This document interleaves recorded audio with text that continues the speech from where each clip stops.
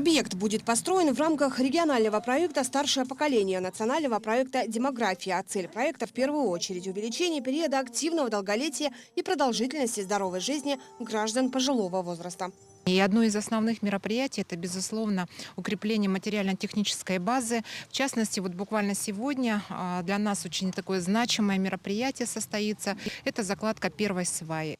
Будущий объект третий по счету, построенный в рамках регионального проекта. Помимо Вилюйска и Алекминска, теперь еще один современный технически оснащенный дом для престарелых и инвалидов появится и в Намском районе. Здесь, в Намцах, мы планируем, что вот именно на этой территории возникнет целый такой большой квартал здоровья, территория здоровья. Здесь вот и этот объект будет построен.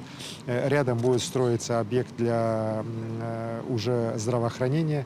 Еще одно здание так для районной больницы здесь. И, конечно же, это в целом должно, на мой взгляд, повысить качество жизни людей здесь, в Намском районе. Это очень важно, чтобы у нас люди не только в крупных городах, но и в районных центрах наших сельских условия жизни максимально были приближены к комфортным городским. Для самих жителей дома-интерната сие событие – самый настоящий праздник. 89-летний уроженец Чурапчинского Луса, ветеран тыла и труда Егор Михайлович Феофанов здесь уже 5-й год. Дедушке здесь все нравится, но с переездом в новое здание качество жизни станет еще лучше, признается он.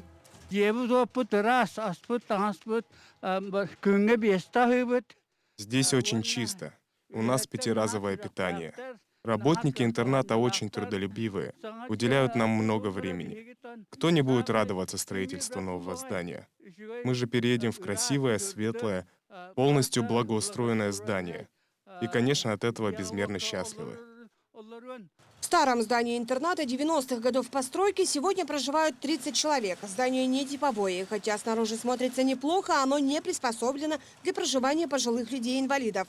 Вместе с тем, при строительстве нового объекта будут использованы современные технологии. При разработке проекта учли и пожелания самих хозяев. Все время, когда вот они разрабатывали, нам все показывали, конечно, мы свои пожелания тоже вложили, но тем не менее проект очень хороший, будет полностью обеспеченный, это здание будет такое, отвечать по всем требованиям, которые требуются для ухода пожилых, будут и лифты, и все двухкомнатные квартиры благоустроенные, все это очень нас радует.